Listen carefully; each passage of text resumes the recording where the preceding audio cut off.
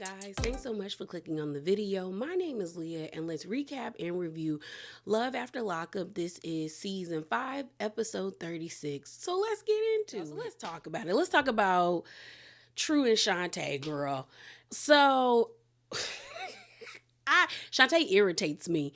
She irritates me so bad, and to the point where I watched this video by this content creator by the name of According to Amber, and she had tea about True and Shantae, and we'll talk about it.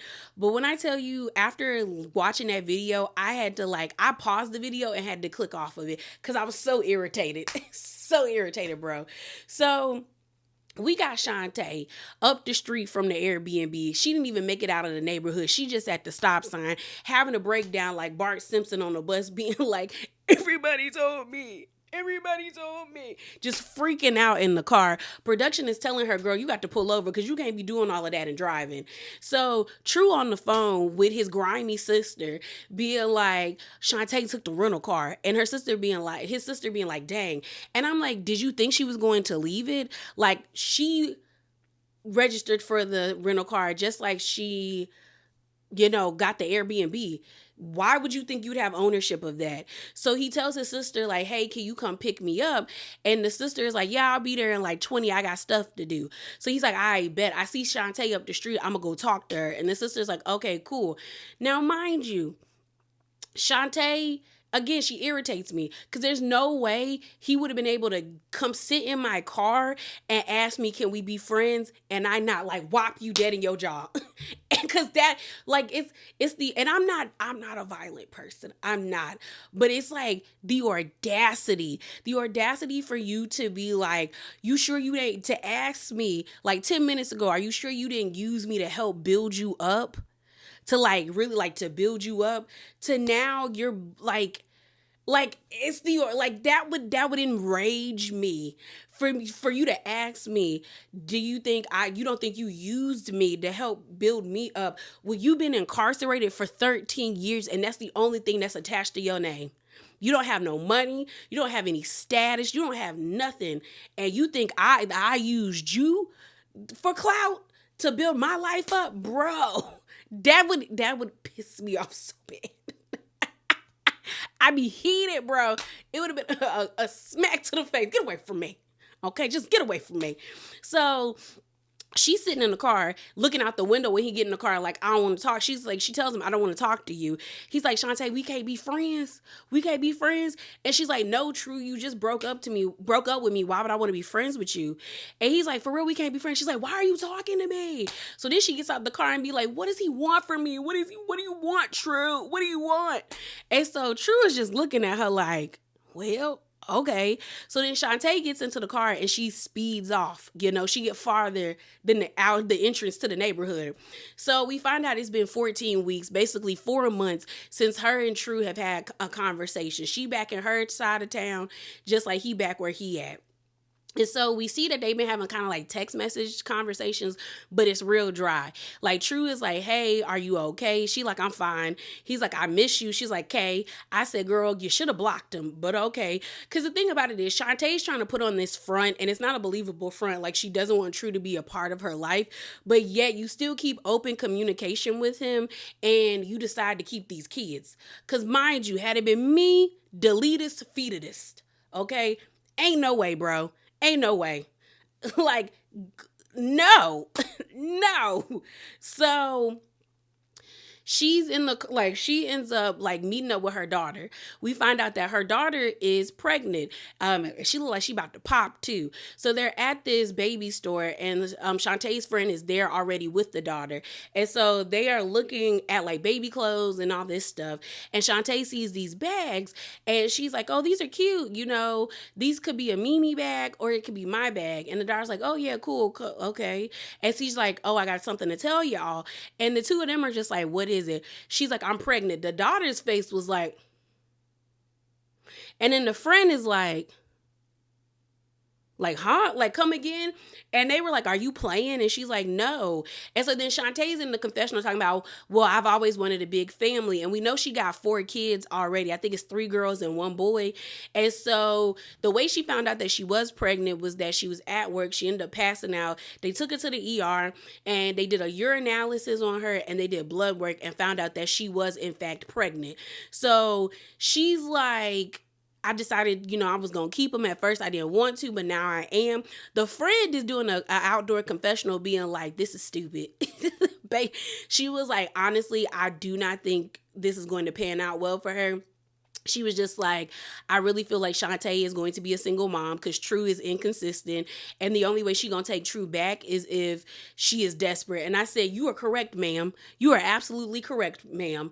Because that's what ends up happening. So they're like, are you going to tell True?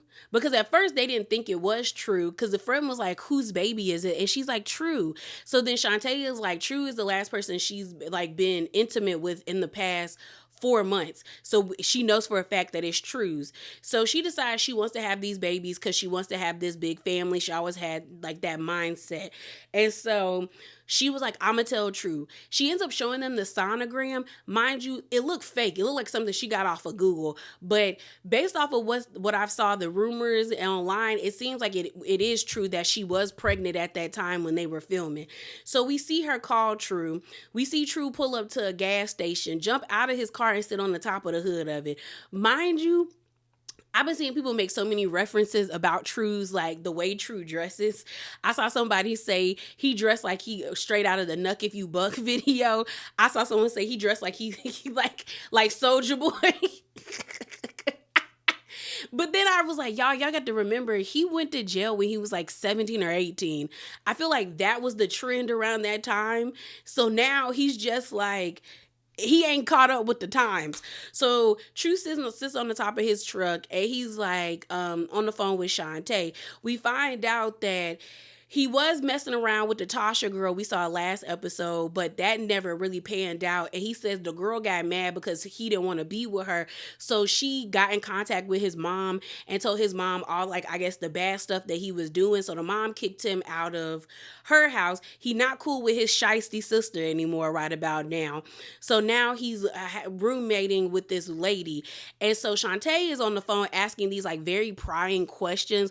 Like, is your roommate a girl or a boy? And he's like, it's a girl. Like, do you miss me? She's like, do you miss me? He's like, yeah, I miss you.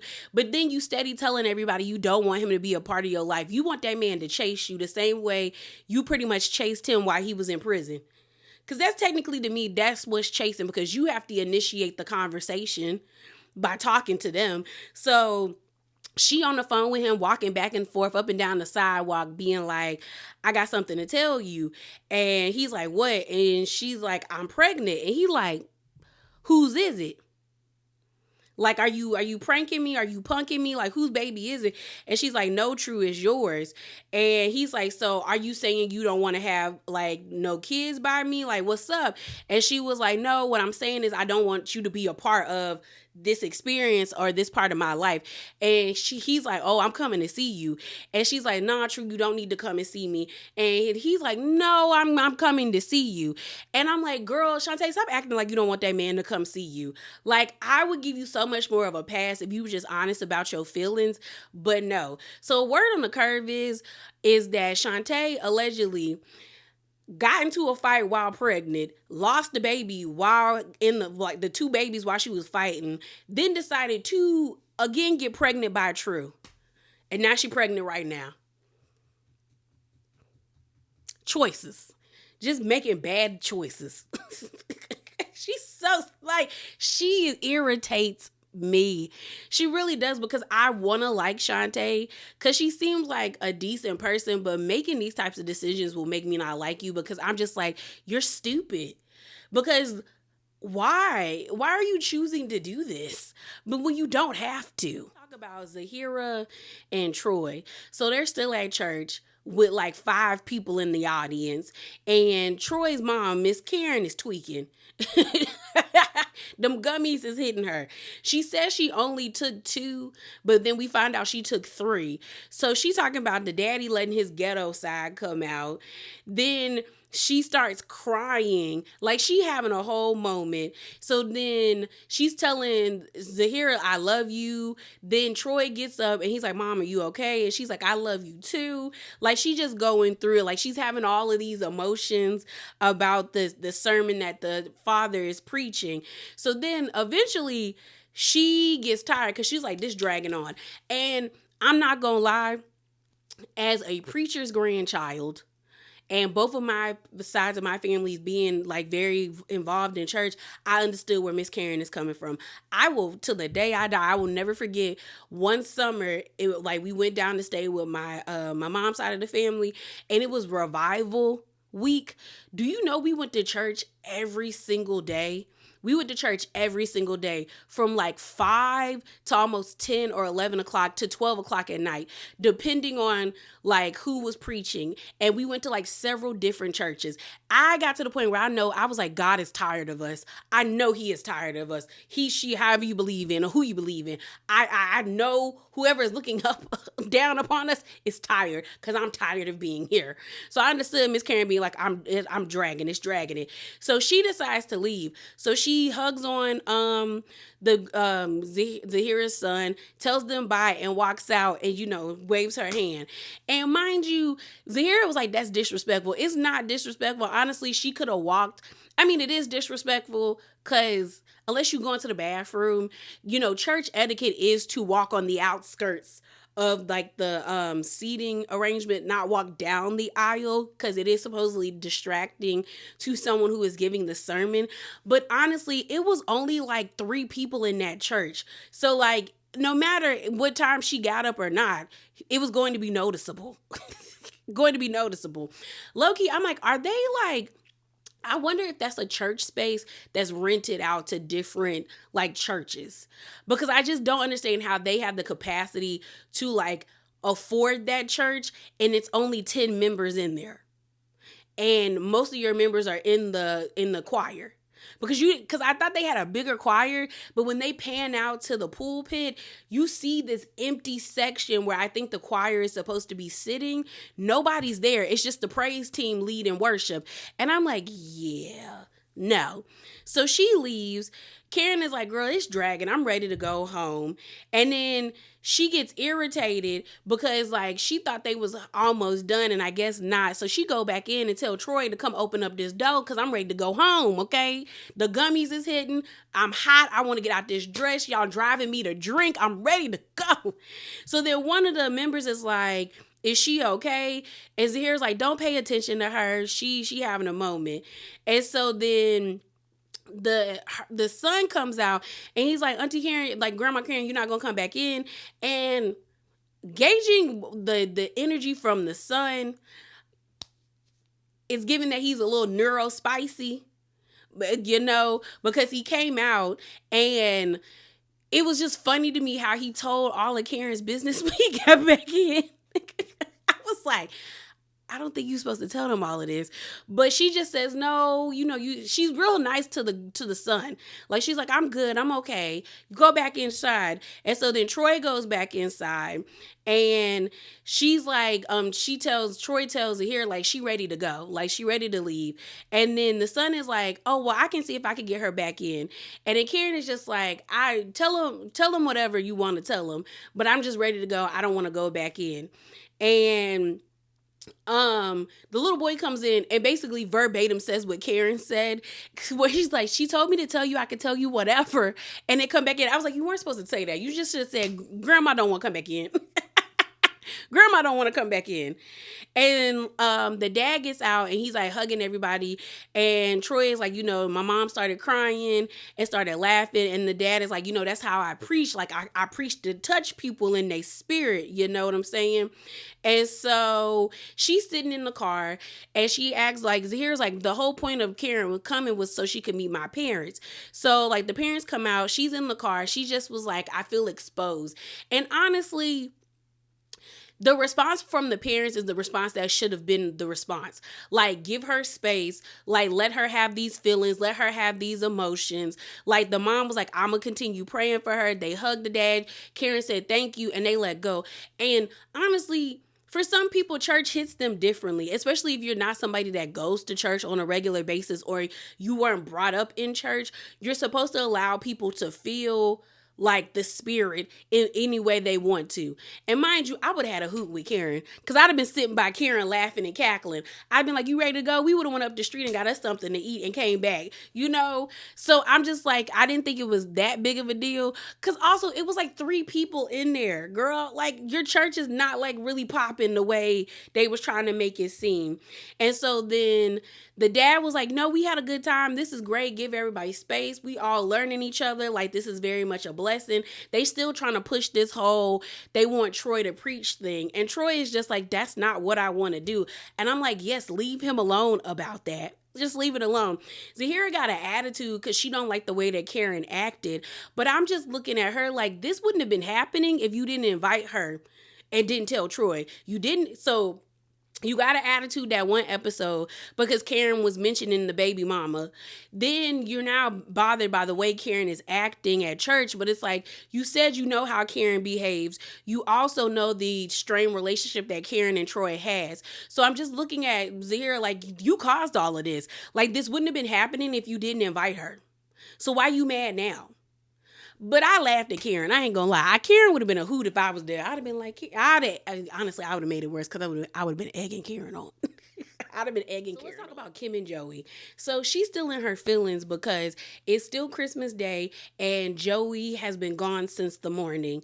And she's irritated, but yet she also is like, she keeps questioning him. Like when he comes, because he comes back home and she's like, where'd you go? He was like, I went somewhere. Joey, hi. I'm sorry.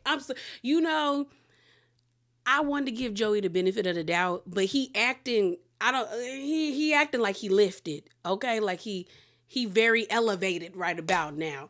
But he walks back in the house and she keeps asking him like, where'd you go? And he was like, don't worry about it. Don't worry about it. Now, mind you, she put an air tag in his car so she knows where he went. Like you could just zoom in and see where he at, but she wants him to tell her where he went. So she's like, why won't you just tell me? He was like, don't worry about it. She in the confessional being like, I just can't believe he did that. And I'm like, girl, you've only known him like for like in the free world for 2 days. You only know locked up in prison, Joey. You don't know free Joey, okay? And now Kim is like thinking like, did he relapse? Is he going back to somebody else? Because Joey says he's cheated on everybody he with. And he about to cheat on you. But okay. So we see Joey's mom and his niece pull up to the house. They brought gifts. Savannah is just so happy. That's the niece's name. That like this is happening for Kim and Joey. She's like, it's a fairy tale. I said, what fairy tales have you been reading? Cause this is not Cinderella. This is not Princess and the Frog. This is not Moana. There is no happily ever after in this. So Savannah is like, she want to talk to Joey. I guess before Joey got locked up, Savannah and Joey had like a really close relationship, and they show us baby pictures. Like he's been there since she was a child. So she was just kind of like, he really has hurt me because of how close they were. So we actually see them go outside and we find out that like they're invited, like the mom is coming over, Savannah's coming over, and Kim's dad is coming because they're having like a Christmas party, but it's not really a Christmas party. It's just a get together. And so they sit down outside, Joey and Savannah was like, you really hurt me. She said, you know, in 7th grade, I found your needles. I didn't even know what they were used for. And once I realized what they were and realized what you've been doing to yourself, it really messed me up. So then Joey apologizes and is like, yeah, but he was like, I'm out now when we can move forward pretty much. So then we see the daddy pull up. The daddy don't have it for Joey. Kim tells Joey, yeah, my dad's coming and he don't like you. And Joey's like, you making me nervous. And I mean, I'm with the daddy. You stole from me. I don't trust you. So the dad comes inside. You can tell that Joey is uncomfortable. Even though like everyone's excited to see the dad, Joey is like, you body language and everything. So Joey's like, I want him to like me. So I got to like find a way to get the dad to like me. We actually see him finally propose to Kim. And Kim's like, oh my gosh. Now, mind you, he proposed to her in jail, but I guess this makes it more real because it's out in the free world. And he was like, now you take off that crappy ring and I got you this one. She was like, I love my crappy ring. And so he puts the ring on her finger. She outside being like, I love my crappy ring, but look at this. I said, girl, I don't see nothing. like you showing it off like it's like bam, you know what I'm saying? Like it's diamonds. I said, girl, that look like cubic zirconia. No, ma'am. And so the dad's face is just like, eh.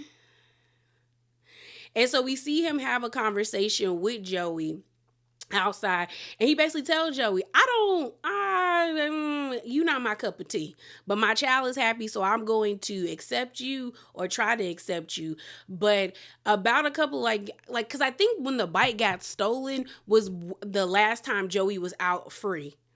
And he really believes Joey stole it. And Joey was like, I can't say I didn't see the bike, but I didn't take it. And the dad is like, I'm going to give you my blessing because this is the happiest I've ever seen my daughter. But yeah, no. He was like, I feel like Joey going to relapse in the next 3 to 4 months. I said, damn.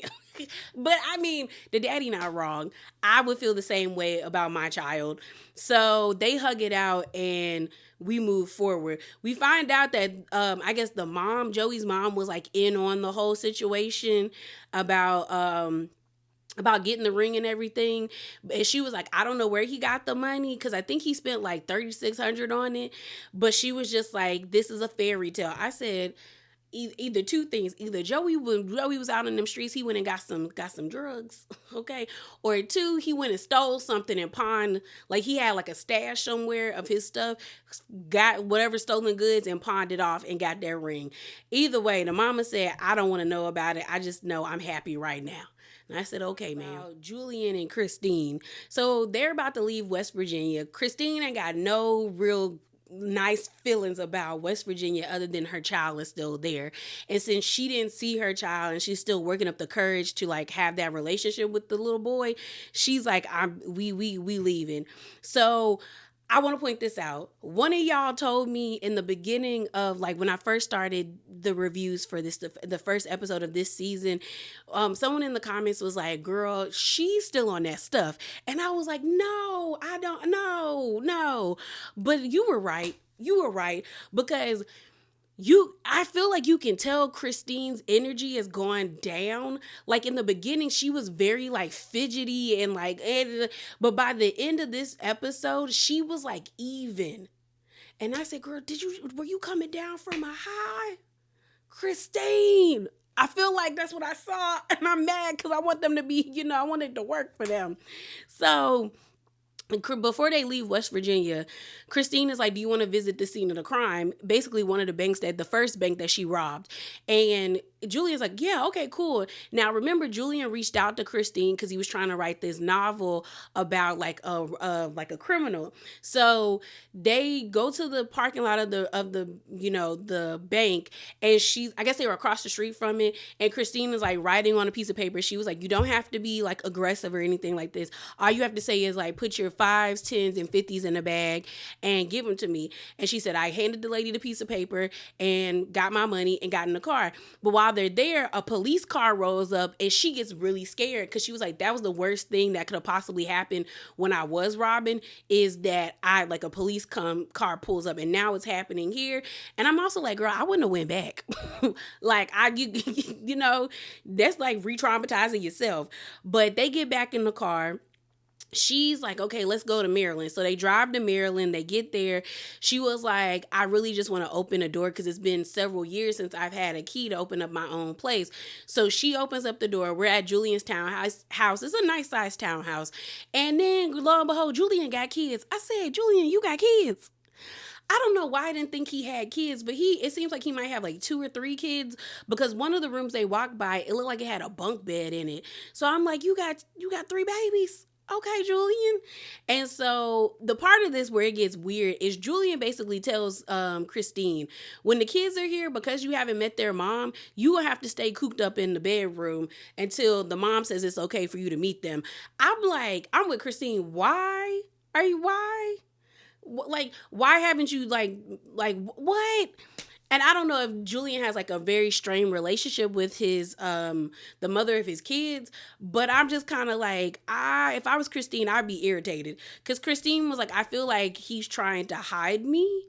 And I mean, that's really what it is. Like, literally, like, they come over, you supposed to stay up in his room and not like, I was like, what if she got to pee? What if she get hungry? Are you going to be going back up? And I was like, your kids are going to notice that somebody else is in the house if you constantly go into your room. I was like, I feel like that would make the situation a lot more awkward as well, because it's like, what if she gets up during the middle of the night, like at 3 a.m. and one of the little kids is up too because they wanted to go downstairs to get like, some juice, some crackers, some cookies or something, and they see her, they gonna freak out and think it's some stranger in their house.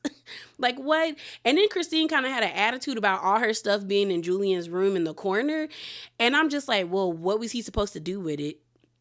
Like, he got it. You've been in jail for like, how long was Christine in jail?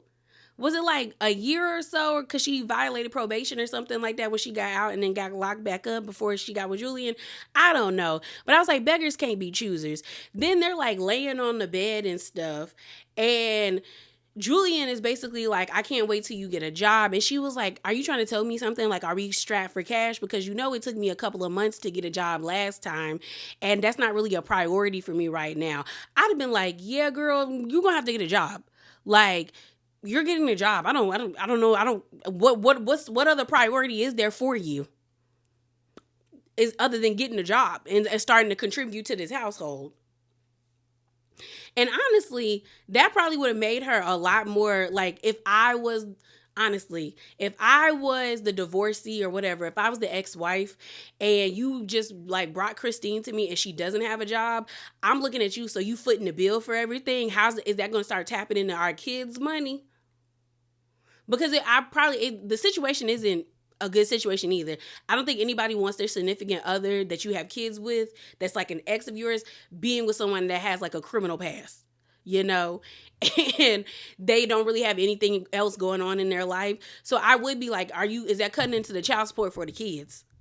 Like, you just staying at the house, not giving very productive citizen, and I don't know if I want you around my kids like that. But I still don't think she should be a secret. Like, Julian should have told everybody when he picked her up and the lady was paroling to his house.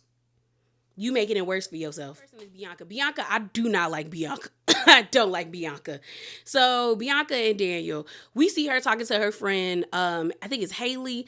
They in the house and, she's still packing up to move to Arizona. She's telling Haley about how Daniel's dad was like, are you mentally stable? And Haley's like, ooh, that was kind of messed up. So she gets a call from Daniel, or she calls Daniel and tells Daniel about what the dad said. And he was like, oh, that wasn't right. So she's like, see, like she was happy that Daniel was on her side. So then Haley is like, are you going to really treat her right? Because this is a lot. And he was like, well, yeah, like I'm going to treat her right and all of this stuff. And Haley was like, I don't know you from a can of paint, but I'm just going to have to trust what you say. And he was like, yeah, I'm going to treat you right. So then Haley and Bianca start having this conversation where Haley basically said, girl, you're being delusional.